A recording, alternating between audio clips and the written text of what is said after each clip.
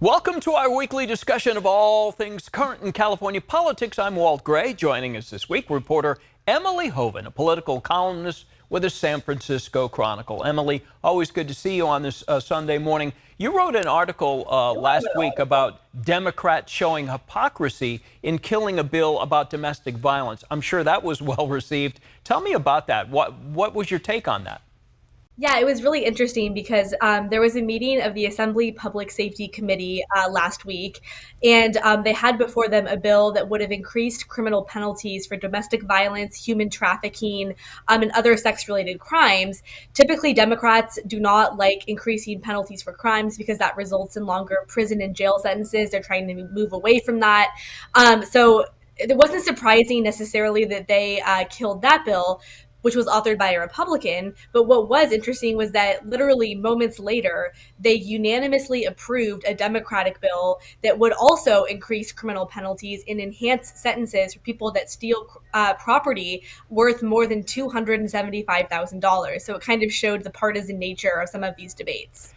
The governor has been out and about, as you know, instead of doing the state of the state. And one thing he talked about was building tiny houses. How will that actually help? It will help some, perhaps even many. But in terms of the overall problem of people on the streets.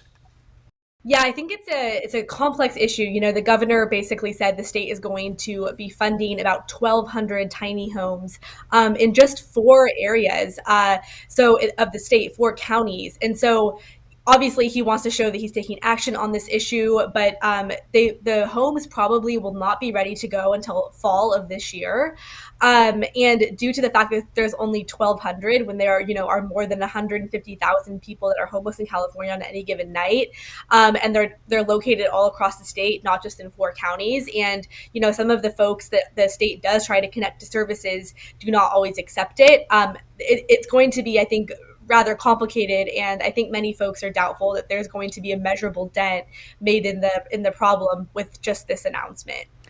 We also have still very high gas prices in our state, and a lot of people have different theories as to who's to blame for something like this. But the governor is now really pushing to monitor oil companies on their profit margin for how much they're getting for selling us gas in this state.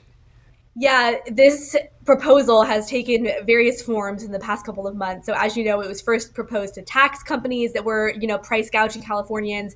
Then it was going to penalize companies that price gouge Californians. And at both of those proposals, state lawmakers balked. I mean, many of them were not super keen on the idea of being connected directly to potentially raising prices even higher if those taxes or penalties were going to result in that, which is what the oil company said. So what the governor and lawmakers have decided to do is basically pass a bill that empowers the California Energy Commission to look into how gas prices are set in California, decide the maximum profit that companies should make, and then decide whether to penalize them if they do go above that cap. And they would have subpoena power and things like that. And so they're basically kind of shoving the problem away from themselves into this unelected commission. It's moving very quickly through the legislature, and it could end up as soon as next week on the governor's desk for his signature.